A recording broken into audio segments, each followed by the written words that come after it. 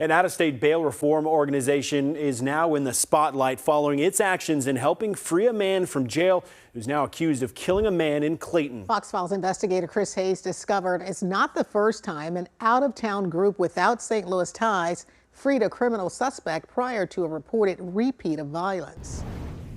Monday morning's Clayton murder solved, police and prosecutors say, with 18-year-old Trinell Johnson in custody. Court records say he was already in custody for allegedly stealing a car, leading police on a pursuit, and using his gun to threaten an officer. Then court records say he was freed because an organization called the Bail Project paid $3,000 to get him out. The Bail Project, based in Southern California, claims to have freed 23,745 people since 2019. Has an advisory board with big names like John Legend and Danny Glover. St. Louis County Prosecutor Wesley Bell had this to say. I think overall, I think they do good work, but no system is going to be perfect. The Bail Project also answered me in writing, saying, quote, bail is set by judges as a condition of release, not as a punishment or method to detain. After considering all the available information, the judge saw fit to reduce the original bond and order electronic monitoring as an additional condition of release. Mr. Johnson's family could not afford the bail themselves or the hiring of a bail bonds company.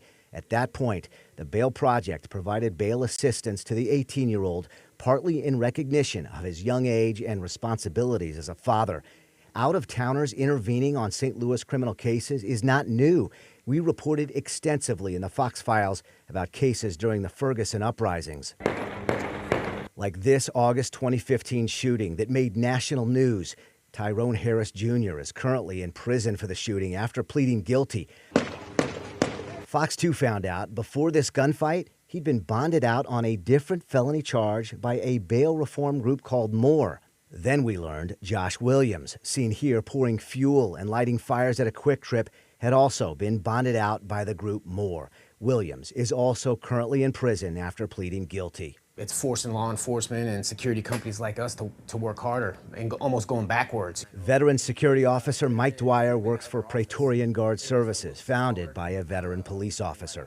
Violent offenders or people that have flourished weapons or threatened police officers, those guys shouldn't get very much assistance. Ferguson's police chief, Troy Doyle, also provided me a comment today, which said in part, quote, while initiatives like the Bail Project serve a significant purpose in aiding those unable to afford bail, we must also focus on advocating for the victims of crime. Our approach to bail decisions needs to reflect a balance where the safety and well-being of the community and the rights of the victims are held in high regard.